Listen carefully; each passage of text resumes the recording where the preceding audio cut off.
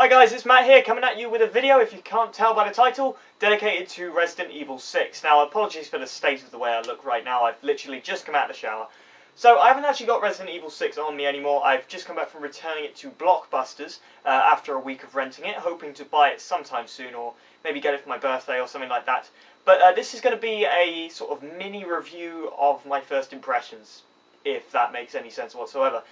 What I've done so far is I've pretty much got to the final stages of the first campaign, and I won't give you any spoilers in this video just to get this one out there, which is of course the Leon Kennedy campaign.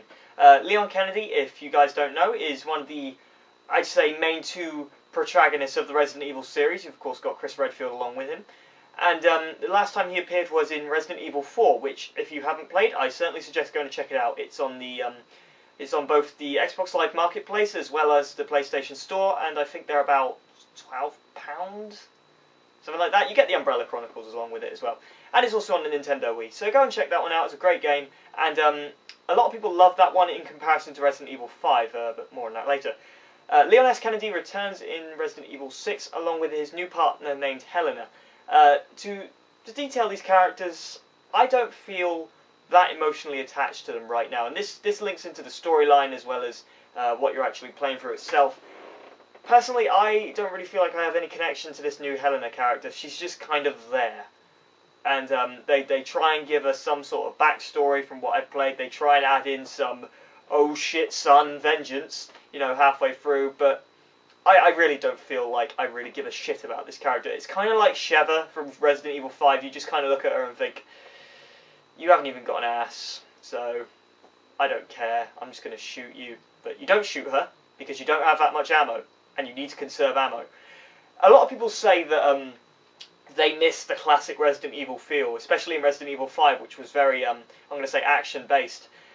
In the Leon campaign, these guys are basically told to shut up and sit down, because this takes you back to the Resident Evil 4 feeling, and especially the the original Resident Evil feeling back on PlayStation 1.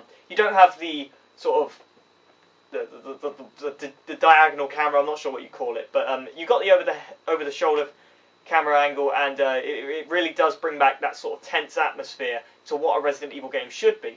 I mean, a lot of people say that it's not horror anymore, but you know, when you say that it's survival horror, you're kind of getting what you're given in the Leon campaign, and I really enjoyed it. I thought that the atmosphere it presented to me as a gamer, it really did draw me in at times.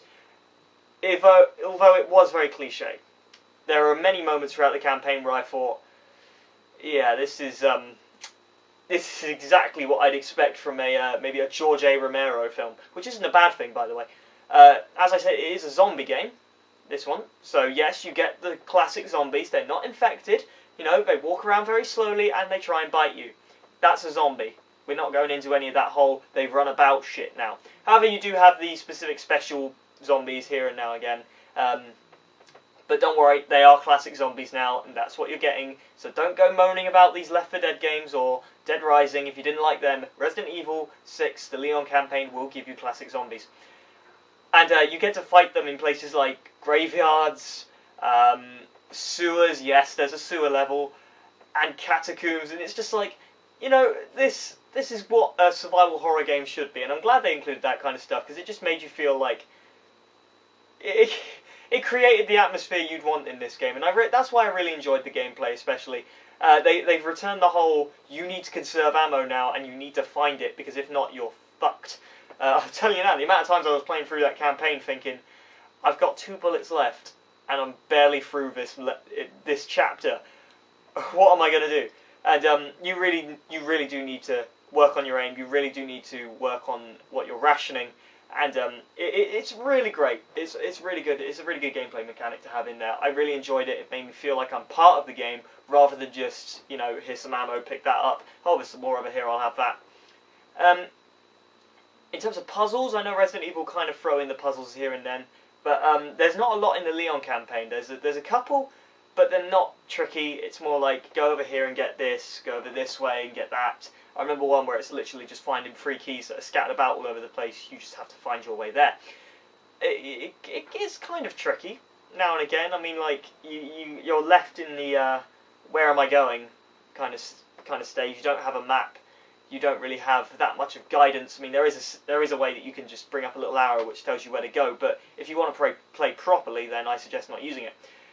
But yeah, I really enjoyed that, and if you loved Resident Evil 4 and some of the older games, then yeah, you will enjoy the Leon S. Kennedy campaign. The storyline itself, I can't really comment a lot on it at the moment. I feel kind of confused and left out. Partially because I haven't actually finished the campaign, and secondly because I think that you need to play the other two to really understand it all. It's kind of like watching the Saw series, where you're kind of left out halfway, and then by the time you get to the final film, you're like, oh, I get it now.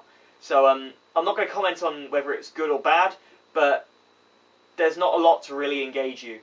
I'm going to say that. There's not a lot that really made me feel like I'm interested to know what these characters are going to do next. Ada Wong shows up, which is always nice to see, and that's the only bit that really made me go, oh, you know, I wonder what she's doing here.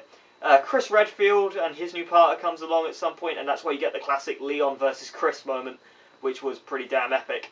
And also the new character Jake, or Wesker Jr., as you'll know him as, they come together at some point. So if you haven't actually seen it and you haven't played it yet, yes, the characters do meet at some point, and I'm sure that all the storylines will come together to make one big one at the end. So hopefully that will boost up the plot line, and I will therefore feel like I've enjoyed it a lot more. So that's all I can really comment upon for Resident Evil 6 at the moment.